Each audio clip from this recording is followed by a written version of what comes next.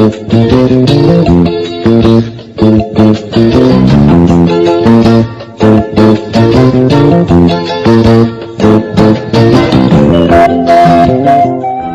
araw ay may dalang mga posibilidad ng tagumpay o kabiguan, ng ligaya o lungkot.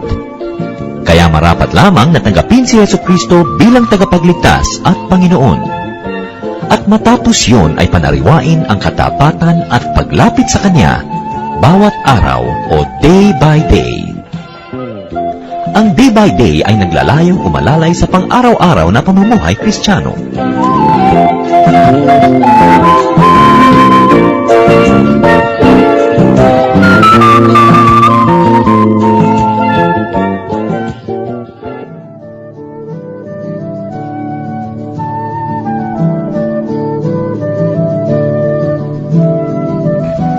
Sabi po sa John 10:10, Juan 10:10, ang Panginoong Hesus ang nagsasalita at isa sa mga paborito nating verses, dumarating ang magnanakaw para lamang magnakaw, pumatay at manira. Naparito ako upang ang mga tupa ay magkaroon ng buhay, ng isang buhay na masagana at ganap. Paulit-ulit po natin kinu-quote ang verse na ito kasi nandito nabibigyan tayo ng diwa, ng espiritu, ng sentro, yung puso ng ministry ng Panginoong Hesus. At yan ay magbigay ng buhay, hindi lang basta buhay ka, buhay na masagana at ganap. Spiritually, emotionally, intellectually, physically. And not only in eternity beyond this life, but also here and now. Kabaligtaran yan yung ginagawa ni Satanas na magnakaw. Sapagkat yan daw ay dumarating lang upang magnakaw, pumatay at manira. Ano kaya ang ninanakaw sa atin ni Satan? Ano ang sinisira niya? Ano ang hindi natin dapat nating payagan na manakaw niya sa atin? Mga ngaral 3:12, alam kong walang pinakamabuti sa tao kundi magpakaligaya at gawin ang pinakamabuti habang siya'y nabubuhay. Conclusion ni Solomon tungkol sa buhay, use it to the fullest, use it to the max. Kailangan ng tao maging maligaya, puno ang buhay niya, makabuluhan, habang siya'y gumagawa ng mabuti. At ang paggawa ng mabuti, hindi lang limited sa charity, sa pagpapakain sa mga gutom, sa pagdadamit sa mga hubad, kundi yung mabuti para rin sa may katawan. Ano ang gagawin niya para hindi siya maagawan ng saya at magkaroon siya ng buhay na makabuluhan, masaya, at punong-puno ng pagpapala? Paano nga ba liligaya? Paano gagawin ang mabuti sa ikaliligaya ng tao ayon sa kalooban ng Diyos? In this department of our life, speed can be very important. Kahit sa pagbabiyahe, yung speed when you're too slow at ang mga kasabay mo sa highway mabilis, mabubundol ka sa puwet ng sasakyan mo, sa likod. Pero kung sobra ka naman bilis, sila yung mabagal, mabubundol mo naman sila sa likuran nila. So there are times when you have to be fast and there are times when you have to be slow in order to benefit from life. Let's talk about being slow. That in order to benefit in life, we should be slow, first of all, to speak. And to speak before God. Pagkausap natin ng Diyos sa panalangin, sa pagbubulay-bulay, magdahan-dahan sa pagsasalita. Mga ngaral 5:2, huwag kang pabigla-bigla sa pananalangin. Isipin mo munang mabuti ang papangako mo sa Kanya, sapagkat nasa langit siya at ikaw ay nasa lupa. Mag-ingat ka sa pagsasalita. Sineseryoso ng Diyos ang pakikipag-usap niya sa tao. Sineseryoso ng Panginoon ang bawat salitang ibinitawan niya sa atin, maging ang mga salitang binibitawan natin sa Kanya. At sa paglabag ng mga kasunduan na yan at pakikipag-usap natin sa Diyos, maraming mga blessing ang nababara. Maraming mga hindi dapat mangyari ang nangyayari at maraming dapat mangyari ang hindi natutupad dahil wala tayo ng blessing ni Lord, because it can be traced also from careless words. Sabi, pag nangangako ka sa Diyos, tutuparin mo. Mga kapatid, hanggang ngayon, baka may mga pangako kayong binitawan sa Panginoon na limutan nyo na nung gumaling na kayo, nung sumigla, nung nagkapera, nalimutan. Hindi yun nililimot ng Diyos. God is serious with words. God puts a lot of importance on words. So be slow to speak before God. It doesn't mean that we should be too careful so as not to speak anymore before God and with God. Pero kailangan lang serious talaga yan. Bago ka magsalita, bago ka humingi, isipin mo mabuti. Gusto mo talaga ba natanggapin yun? Mabuti ba talaga natanggapin ang hinihingi natin? Kasi paano ko ibinigay nga? Kuminsan pinoproblema natin kung hindi ibigay ng Diyos ang ating hinihiling. Paano ko ibigay nga? Yun nga ba talaga ang pinakamabuti? So be slow, even before you ask. Be slow to speak before men. Not only before God, but before men. Sabi sa Santiago 1:19, magdahan-dahan kayo sa pagsasalita. Marami mga relasyon ang nasisira dahil sa walang patumanggang pagsasalita. Dahil sa mabilis na pagkilos ng labi at dila, nakakapagsalita nung nakakapagpalayo ng loob ng kapwa. Nakakapagsabi tayo nung nakakapagbabawas o nakakapagpatanggal ng pag-ibig sa atin na ating kapwa. Nakakapagsabi tayo ng mga salitang naglalayo sa kanila sa atin. Kasi be slow. You want to be happy? Bakit maraming mga mag-asawa, hindi sila masaya na magkasama? Kasi ang dami na nilang nasabing masakit sa isa't isa. Bakit may mga magkakapatid na nagkalayo ang loob dahil nagsumbata, nagsabihan ng mga hindi dapat pinagsasabi? Kasi sabi, magdahan-dahan kayo. Sapagkat ang salita ng tao, mas malalim sumugat kaysa sa mga patalim o kaysa sa mga bala. Na matagal nang gumaling ang ating mga physical wounds, yung mga sugat na dinala ng matatalim na dila, nandyan pa, dumudugo pa kuminsan. Gusto nyo maging masaya? Gusto nyo makapagpasaya ng kapwa? Be slow to speak. Lalo't ang sasabihin natin is negative. Ang sasabihin natin nakakasakit, nakakapagpahina ng loob. Pag-ingatan ang bibig. To be happy and to make people happy, be slow to commit. Hindi dapat tayo agad-agad kumokompromiso. Hindi tayo agad-agad na nasasabit sa mga usapan at tayo pumipirma agad ng mga kontrata. Kawikaan 17:18. Ang mga ngakong magbabayad para sa utang ng iba, kamang-mangang maituturing ang kanyang ginagawa. At yan ay inulit pa ng Kawikaan 11:15. Ang nananagot para sa iba, sa gusot ay nasa sadlak. Ngunit ang ayaw gumarantiya ay malayo sa bagabag. Both verses refer to guaranteeing somebody's debt. Utang. Yun daw na mahilig sumagot sa utang ng may utang, hoy, kukunin kitang garantor, pirma ka naman, guarantee ka. Sabi, para kang naguhukay ng libingan para sa sarili mo. Sapagkat, pag hindi nakabayad yung ginaranti mo, ikaw ang magbabayad. What the Bible is saying is, be slow to guarantee. Hindi sinasabing huwag kang mag-guarantee, kasi kung gusto mo talagang tumulong. Pero, pag nag-garantiya tayo, dapat handa ang ating isip na kung hindi makabayad yung tao, ikaw talagang sisingilin. Na pagka siya'y sumira sa kausap niya, ikaw ang hahabulin ng kausap dahil ikaw yung guarantor. Now, if you are not willing to be the one to pay, to be bothered, and to bear the burden, don't guarantee. But if you are ready for that, nobody is stopping you to guarantee for anybody. To be happy in life, be slow to recommend. Kung minsan niya nagre-recommenda, lagi na lang naiipit sa nag-uumpog ang bato. Merong employer, kailangan niya ng tauhan, may nirecommend ka. Hindi sumaya yung tauhan, ikaw ang sinisi. Hindi sumaya yung employer, ikaw din ang sinisi. Kaya sabi, be slow to commit. Huwag kang salin ang sali sa mga usapan ng may usapan, namamagitan at namamagitan, kasi pagka nagkagulo yan, naiipit ka sa loob. Maraming kaligayahan ang nawawala, maraming gulo ang dumadating sa buhay ng tao dahil sa kanyang pagsangkot sa napakarami mga usapin. Importante, bago mag-commit, isiping mabuti. Especially if you're very emotional. Especially under extreme conditions, it's best not to commit. Pag naiba na yung mood mo, pag naiba na yung lakas mo, naiba na yung kalusugan mo, baka maiba yung takbo ng isip mo.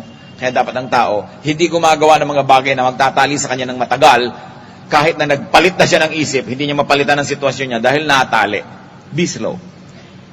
Be slow to become angry. Hindi naman kailangan ng maraming paliwanag nito. Sabi sa Santiago 1:19, huwag agad magagalit. At mangangaral 7, pag-aralan mong magpigil sa sarili, mangmang lamang ang nagtatanim ng galit.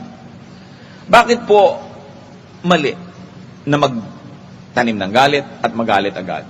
Kasi ikaw ang number 1 na sisira. Ang taong galit, nawawala ng magandang pag-iisip, nawawala ng mabuting pasya. Ang taong galit, nakakagawa ng mga mali, masasama na pwede niyang pagsisihan o kaya ikapahamak matapos na lumimpas na ang kanyang galit pero hindi pa tapos ang epekto nun. Katulad ng mga nagbabarilan dahil nag-away. Sa mga karaoke bar, meron lang nagkantsawa, nagsaksakan, nakamatay ka, either ikaw yung namatay o ikaw yung makukulong dahil lang sa sandaling panahon na bugso ng damdamin. Yung magagalitin, madalas yan nilalayuan ng kapwa. Yung mga magagalitin, madalas yan ay may dapat pagsisihan. Maraming lungkot ang pinapasok na hindi naman kailangan, pero dahil pinagbibigyan niya yung silakbo ng kanyang damdamin. Anger affects, agitates, And anger defocuses you from what's important. Anger leads and controls and even possesses a person. Ang taong galit, nawawala ng control sa sarili. Iba ang kumokontrol sa kanya. Kaya maaari siyang pwedeng gumawa ng maraming mali. Be slow to rush to wrongdoing. Pag alam nating mali, alam nating hindi dapat gawin, magdahan-dahan. Huwag padalos-dalos, huwag padadala sa tukso, huwag padadala sa buyo ng iba, huwag magpapadala sa impluwensya ng iba. Kawikaan 6:18, pusong sa kapwa ay walang mabuting isipan, mga paang ubod tulin sa landas ng kasamaan, ito daw ang dapat iwasan. Ang mga tao na mabilis gumawa ng mali, mabilis magpasya, mga mapupusok, hindi dapat tayong dumidikit sa kanila. Sapagkat mahahawa tayo, at pagka nagkataon, mapapahamak din tayo. Pag mali ang gagawin, pag mali ang pupuntahan, magdahan-dahan. Mahirap na nakontrolin kung mabilis. Sasakyan man at mabilis, pagka may biglang tumawid o kailangan mo i-control, minsan nagkakatumba-tumba yung sasakyan, nagpapagulong-gulong dahil mabilis eh. Pero kung hindi ka masyadong mabilis, mas controlled mo ang iyong buhay. Sinasabi sa Bible, don't rush to doing wrong. Kaya huwag kumikilos agad. At sa pagsasalita ng masama at masakit, pigilin ang bibig. Yung iba naman, magagaan ang kamay, madaling sumampal, madaling manuntok, madaling manakit ng kapwa. Pigilin ang kamay. Mga dila na nagmamadali sa paninira, sa paglilikha ng mga gulo, pigilin ang dila. At kung tayo mahilig makipagkasira sa mga mahal natin sa buhay, pigilin yung damdamin na yon. Ang dami-dami mga magnobyo, lagi nilang nag-aaway, magsosolean ng mga naibigay, tapon na ng mga singsing sa dagat, tapos mamaya, hirap na hirap, hinahanap din. Kasi, nagmamadali. It's good for people to act very slowly when they're headed towards something very negative or destructive or painful. Another area in our lives where we should be slow is be slow to judge. Mateo 7:1, huwag kayong humatol nang kayo'y di hatulan. Ayaw na ayaw ng Panginoon yung pangahatol sa kapwa. Juan 12:47, hindi ako ang humahatol sa taong dumirinig ng aking salita, ngunit ayaw namang sumunod dito, sapagkat hindi ako naparito upang hatulan ng sanlibutan, kundi upang iligtas ito. Jesus is a Savior, not a judge. At least up to this point. Kaya, sabi ni Lord, nagtuturo ako, nakikinig yung mga tao, sundin nila't hindi ko sila hatulan. Hindi yung matapos ako magturo, tapos hindi ako sinunod, hahatulan ko siya. Sabi niya, hindi yan ang trabaho ko. Hindi ako naparito upang hatulan ang sanlibutan. Kung ganon, ang attitude po ng Panginoong Jesus, magtuturo siya, pagka nakinig ka o hindi ka nakinig, hindi ka hinahatulan, ba't maraming Christian mahilig manghatol? Magtuturo tayo, tapos pag hindi tayo nasunod, hinahatulan natin yung kapwa, binabrand, yun na judge. Sisipain mo pa, titiwalagin mo dahil hindi siya sumusunod. Ang pagtuturo kasi ng mga salita ng Panginoon, eto, ituturo ko. Kung anong gagawin mo dyan, that's your business. Susunod ka ba o hindi, that's your business. Kung minsan meron pa magsasabi, Pastor, meron po tayong members sa church na gumagawa ng mali. Anong gagawin nyo? Di nyo sugpuin, patawag nyo. So, I preach the Word of God in the best way I could. I explain it and even suggest ways to apply it in daily life. But what people do with it is their business. Hindi ako pulis. Hindi ko pupuntahan yung mga taong, bakit di ka sumusunod? It's their business. I will try to teach it in the best possible way and let the Spirit work and let them process it. What they will do with it is their business. Hindi yung hahanapin mo yung tao, ilalagay mo sa bulletin board, mga hindi sumusunod, mga ganito, mga ganyan. Sabi ni Lord, hindi ko trabaho yan. Kaya kung tayo ay Kristiyano, yun ang example ni Kristo ang dapat natin gawin. Just to continue to preach and to teach and never label people, don't judge them. Hindi pa naman tapos ang buhay, anong malay mo? Habang hindi pala siya sumusunod, sa loob ng puso niya, nag-uumpisa na siyang mahipo ng Espiritu ng Diyos, nag-uumpisa siyang gumawa ng mga pasya para sundin yun, tapos i-judge mo. Kaya kung minsan nga, mahirap kasama yung mga born-again Christians, so judgmental. No? Sabi, may verse sa ganyan. Ganitong gagawin ko sa buhay ko dahil ito yung effect ng verse sa akin. Tapos hinahanap mo sa kapwa mo, ganun din ang gagawin niya. It's none of your business. If you like to teach the Word of God to people, to your sister, to your brother, to your cousin, to your office mates, do so. But what they do with it is none of your business. It is between them and God. Ang pwede lang natin gawin, mas makonvince silang sumunod, mas padaliin sila na sumunod dahil sa magandang paliwanag. at dahil sa malinaw na pagtuturo o kaya dahil sa magandang halimbawa na nakikita nila. Pero hindi para sa atin sakupin ng kalooban ng kapwa, bigyan sila ng deadline kung hanggang kailan sila pwedeng sumunod at kung hindi, itatapon natin sila. It's not what we should be doing. Because Jesus is not a judge. Labeling people is judging people. Oras na tinawag mo na ang tao sa mga bansag, mga tatak, binaliwala mo na yung ibang bahagi ng kanilang pagkatao na hindi sang-ayon sa itinatak mo. Halimbawa, isang tao tinawag mo, ayan naman kasi tamad. It's a label. Pagka tinawag mo isang taong tamad, ang mangyayari sa'yo, para patunayan mo lang na tama ka, magbubulag-bulagan ka sa mga sipag niya, bagama kahit konti yon. Kasi gusto mo, tamad siya, kasi yan ang image na sinabi mo. Pag sinabi mo niyang batang yan, matigas ang ulo. Kahit na binibigyan, gumagawa siya ng mga bagay na hindi ganon, i-ignorin mo yun, kasi ang thesis mo, ang theory mo, ang frame mo, matigas ang ulo niya. Kapag sinabi mo, yan masamang tao, meron bang masamang tao? Masama sa'yo, pero kung minsan mabuti siya sa kanyang sariling nanay, mabuti siya sa kanyang anak. So may kabutihan siya, pero hindi yun ang nakikita mo, kasi ang nakikita mo yung kasamaan niya from your point of view. We label people. At nakakalungkot dyan mga kapatid, kadalasan mga Kristiyano pa yung mahilig mag-label. Ayan kulto, yan compromiser, o ito ganyan, yan sinful, ito ganon, ito ganyan. The moment you label people, you already trivialize the complexity of their personhood. No? Kaya kung minsan pagka sinabi mo, o yan, ganito, yan, ganon, ina-assign mo na sa kanya yung ganong image. And the person is deprived of the complexity that a human being is entitled to. Judgmentalism yan. Pag sabi mo, ay nako, Bicolano, mahilig yan sa sili. That's already labeling kasi hindi naman lahat ng Bicolano mahilig sa sili. Diba? Ay, Ilocano, mahilig sa dinengding. Hindi naman lahat. No? So, yung mga ganyang tamad na pagle-label ng mga tao, ika-classify mo agad, ito, os ito. O ito, ganito yan. Ito, phlegmatic yan. Mga katamaran yan. Kasi mawawala sa iyo yung pagtingin doon sa mga ibang aspeto niya na wala sa yung label. Kaya iniingatan natin yan mga kapatid. Kung merong slowness in attaining what is nice and good and beautiful in life, meron din dapat quickness. In life, we should be quick, first of all, to listen to others, to reason, especially to God. Santiago 1:19, maging alisto kayo sa pakikinig. Kung meron tayong isang skill na dapat natin talaga laging dinadevelop, mga kapatid, pakikinig. Ang nagiging judgmental ay yung hindi nakikinig muna. Ang nagiging padalos-dalos, yung hindi nakikinig muna. Ang madalas na magkamali, yung hindi nakikinig. Agad-agad silang tumatalon to action, gumagawa agad, hindi muna sinusuri ang lahat ng bagay. Lalong-lalo't inuulit-ulit natin pag kami nagsusumbong sa iyo, huwag kang maniniwala agad. Kailangan marinig mo muna yung kabilang side. Wala kang munang kakampihan, wala kang ibibigay na judgment because you have not heard both sides. If there is anything that we should be quick at also, it is to apply justice. Mangangaral 8:11, ang hatol sa kasamaan ay di agad iginagawad, kaya naman ang tao ay nawiwili sa paggawa ng masama. Pwede mong i-apply yan sa gobyerno pagka ang mga tiwali na government officials ay hindi napaparusahan agad, yung iba na encourage sa gumawa din ng mali. And then it will look like crime pays. And we send wrong signals to people. Sa mga kumpanya, yung mga hindi gumagawa ng tama, hindi napaparusahan agad. Yung gumagawa ng tama, hindi naman napepremyohan. Nawawala ng motivation yung mga mahuhusay. Lumalaki ang ulo ng mga mali ang ginagawa. Sa pamilya din, mga kapatid, we can be very unjust. Kasi kung minsan may paborito ka na member ng family, pagka siya ang mali, nagbubulag-bulagan ka, pero pag mali yung hindi mo paborito, ang laki-laking issue. Kailangan may justice because God is God of justice.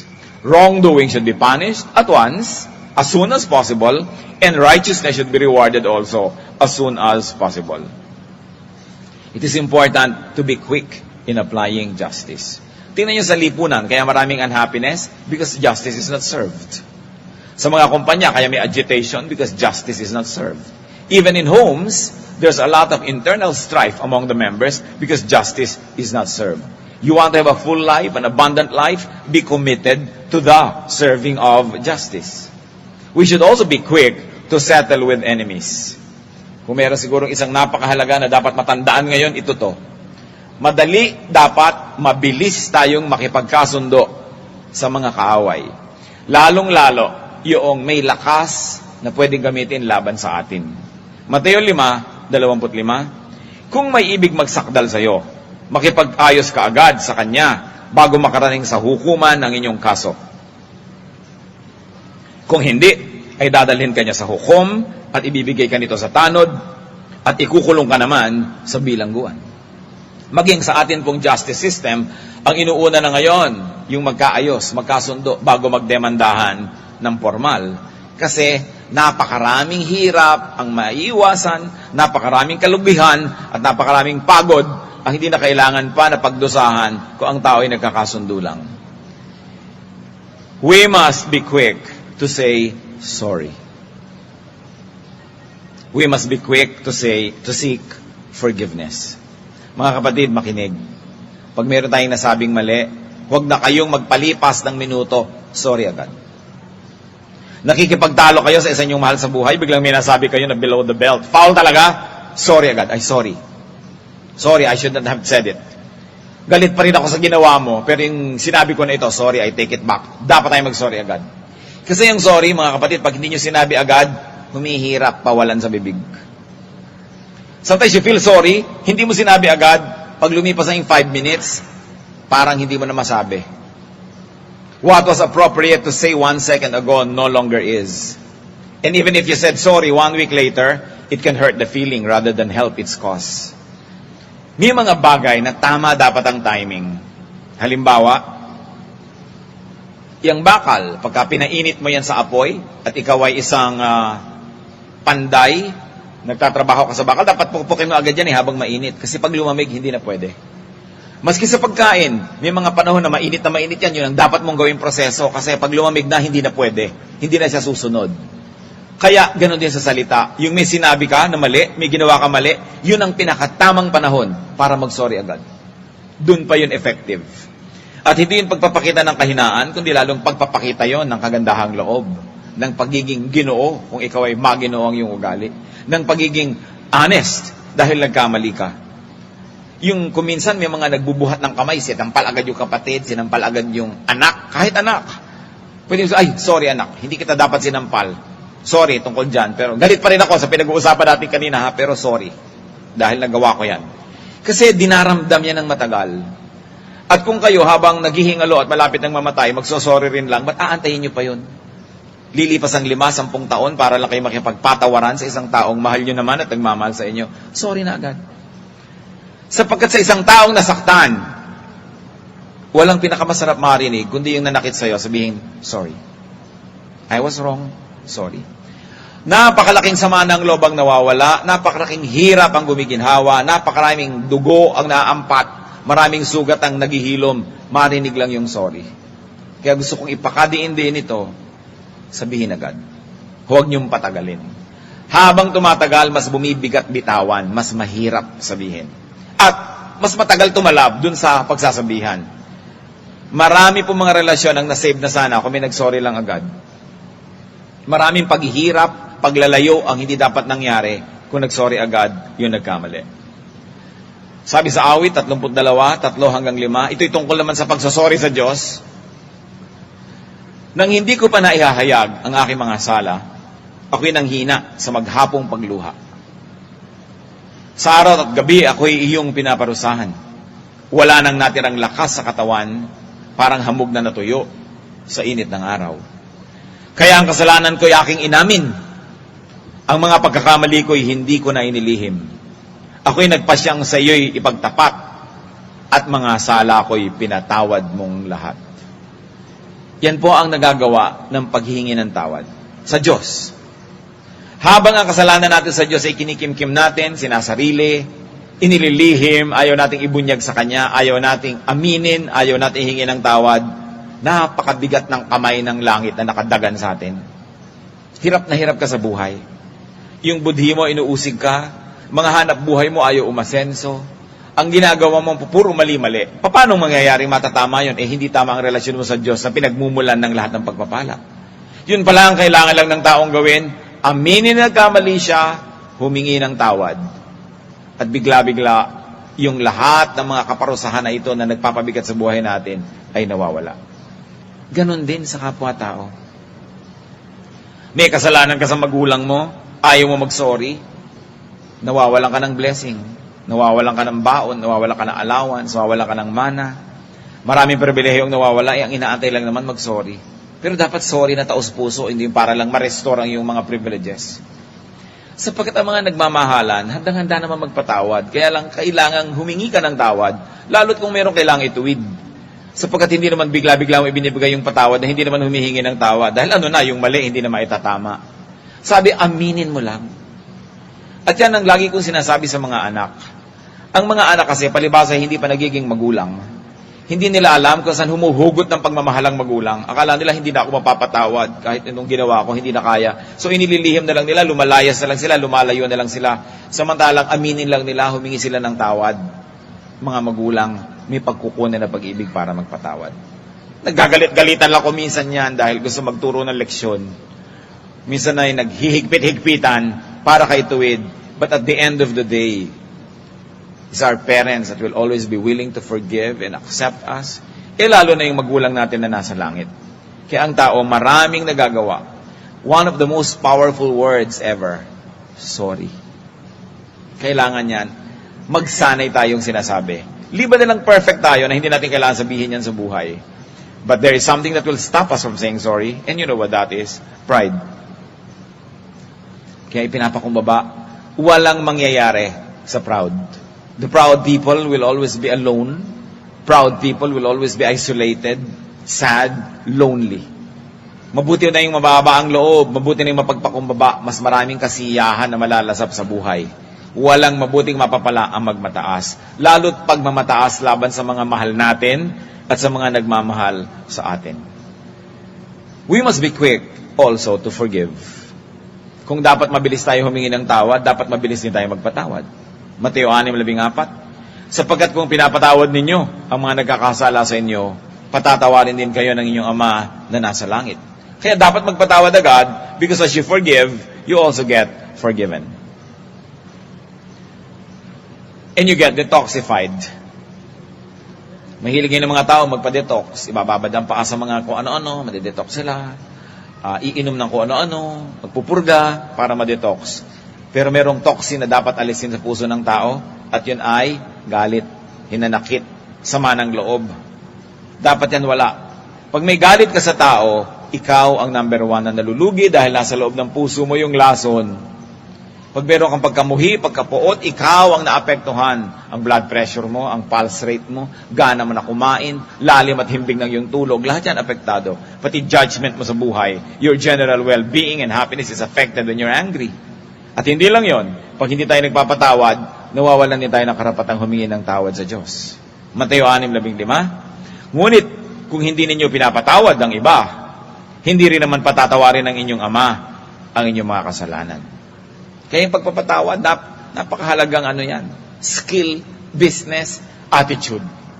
Humingi ng tawad at magpatawad. Magbigay nito, yan ang isa sa mga pinakamagagandang exchanges that we can do. Kasi we are traders. You give me this, I'll give you that. Pero pag nagbibigay tayo ng patawad, humihingi tayo ng tawad, yun ang pinakamagandang exchange that can happen because we are being set free. Kailangan ng tao handang magpatawad. Huwag nang patagalin ang pagpapatawad. Lalo asawa nyo. Minsan pinaninigasan na lang. Kung minsan kasi, pastor, pag nagpatawad naman ako agad, baka ulitin lang ulit. Ulitin mat hindi, naghihirap din naman kayo na hindi ka nagpapatawad. Di magpatawad ka na lang and pray and hope for the best. Kesa sa nagkakalayo kayo ng hindi dapat. No? Dalian ang pagpapatawad bago mag-ugat sa puso mo. Marami namang bagay nagsisimula lang sa tampo. Pagka hindi mo hinugot yan, magiging hinanakit. Pag tumagal-tagal yan, nagiging sama ng loob. Lalo't hindi naman napapansin na nagiging hinanakit ka. Tampo ka lang tampo, hindi ka naman napapansin nagtatampo. Mamaya, yan? Sama na ng loob yan. At susunod yan, paglayo na ng loob mo dahil, siyempre, masama ang loob mo, ayaw mo na ngayon tumabi sa kanya, ayaw mo na ngayong sumabay kumain, lalayo na yung loob mo. At mamaya yan, pagka hindi pa rin nagamot, magiging inis. Naiinis ka na, nasisikipan ng mundo mo, hindi ka na makahinga na nandyan siya, hanggang maging galit, hanggang maging puot, no? Hanggang maging pagkamuhi. That's why, in its early stages, it was being nipped in the bud. Kailangan bunutin agad, tampo pa lang. At isa sa mga paraan para yan mawala, ipagtapat mo. Maraming nagagawa ang pagtatapat. Ba, nagtatampo ka, lalo't hindi ka napapansin nagtatampo. Ang hirap to na. Nagdadrama ka, tapos hindi naman nakakalatag nagdadrama ka. No? Lalo ka naiinis tuloy. Sabi mo, bakit ka ba nagdadabog dyan? Wala. Pero meron. Pero hindi niya kasi alam na nagdadabog ka. Pagtapat mo na, alam mo, nagdaramdam ako sa'yo. Diba? Kasi 30 birthday ko na anduman, wala ka natandaan ni isa. Sabi nung, para 30 lang, nagdaramdam pa na. No? Yung ipinagdaramdam natin, kung minsan, sinasarili natin, kung hindi ka naiintindihan, lalo't kung minsan yung kapartner mo sa buhay, manhid.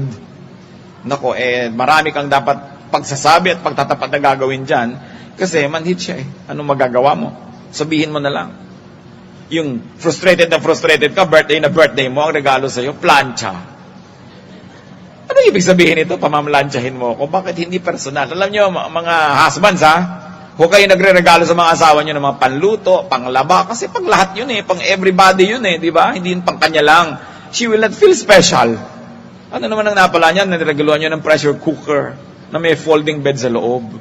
Parang, dapat kanya personal pag nireregaluhan nyo siya, hindi yung pangkalahatan pa rin. Hindi yun aaminin ng mga misis, pero nararamdaman nila yun.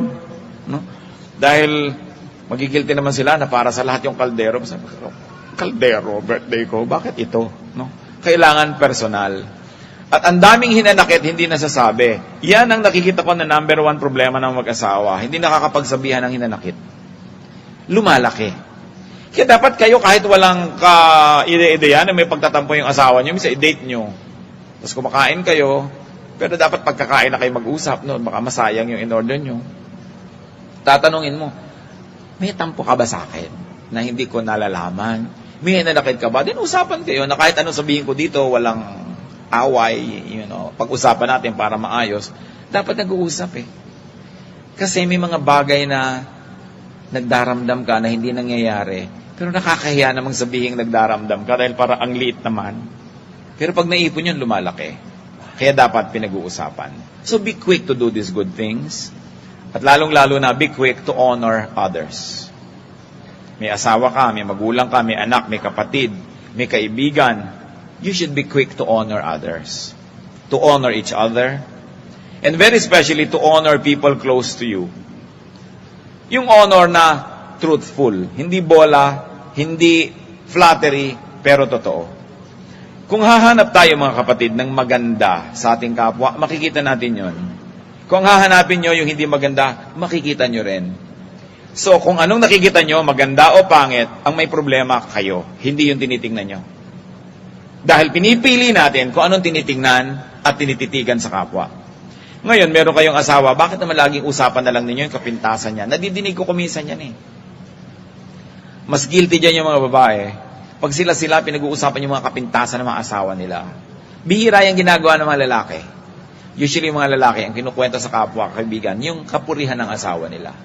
Mas yung mga babae, pinag-uusapan lahat, walang mailihim yung asawang lalaki kasi kung nasa yung mga nunal niya. Sinasabi sa mga kaibigang babae. No? Guys don't do that. No? May mga hangganan na hindi tinatawid ang mga usapang lalaki. Na tinatawid ng mga usapang babae. Pero lalo kung mga kapintasan, hindi na dapat pinag-uusapan yun eh. Kasi pag ang tao lagi mong pinipintasan, na nagsisimula ka ng maniwala sa mga pintas na binibigay mo, pati ikaw, nawawala na rin ang gana sa pinipintasan mo. Pero pag ang tao, pinupuri mo, ang natatanim sa isip mo, sinasabi ng bibig mo, yung kapurihan niya, lalo mo siya namamahal. So dapat tayo, train ang sarili, basta't mahal mo sa buhay, lagi mong purihin.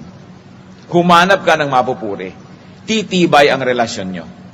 There is power in the spoken word that if you always say bad words against somebody, you begin to be affected by that bad word at ilalayo ka ng mga bad words na yun doon sa taong lagi mong binibigyan ng ganung mga salita. Kaya tungkulin din natin to always find something good and something praiseworthy and to praise people near us. Roma 12:10, pahalagahan ninyo ang iba ng higit ng pagpapahalaga nila sa inyo.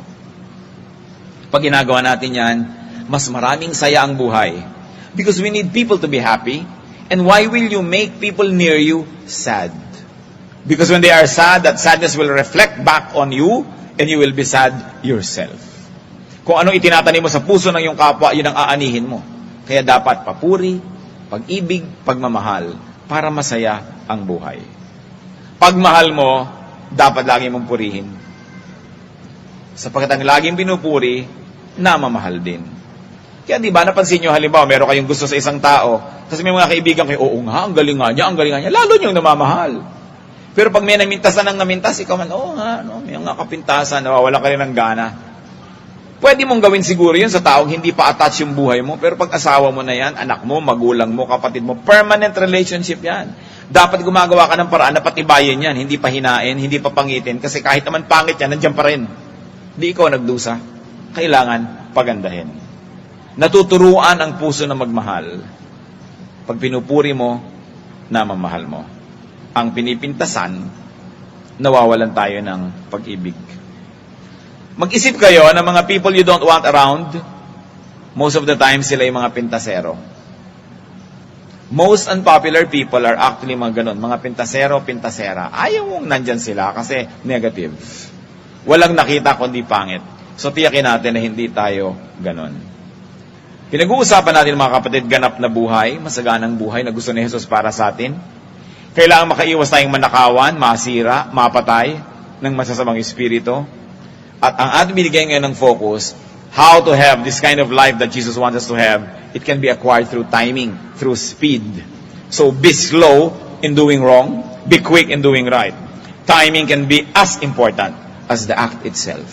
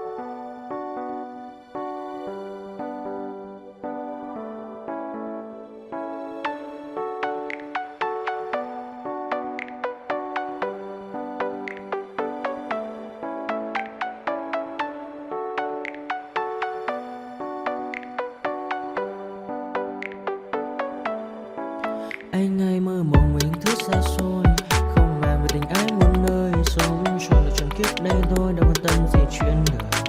Thế mà lại ngâm tương tư, ông tầm bà mút xe tơ, đêm nằm trộm nhớ mơ mơ về ai. Thì ra anh yêu rồi, từ ánh mắt nụ cười, từ đôi môi gọi mưa sao xuyên lòng anh. Thì ra mê em rồi, ngày hay đêm ôm lời, chỉ nghĩ đến em thôi, đó là do anh đã yêu rồi, anh đã yêu rồi, anh đã yêu rồi. Anh đã yêu rồi, anh đã yêu rồi,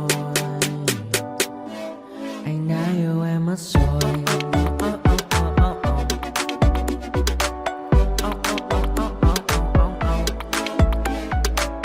La la la la la la la.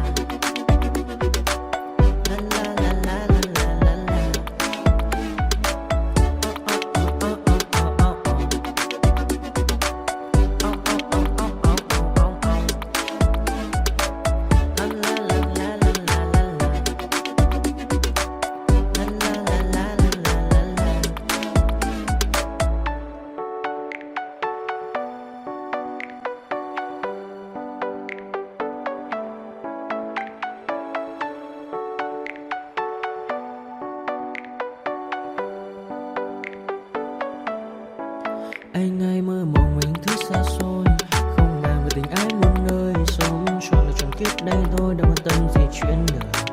Thế mà lại năm tương tư, ông tầm bà mới xa tơ. Đêm nằm trộm nhớ mơ mơ về ai.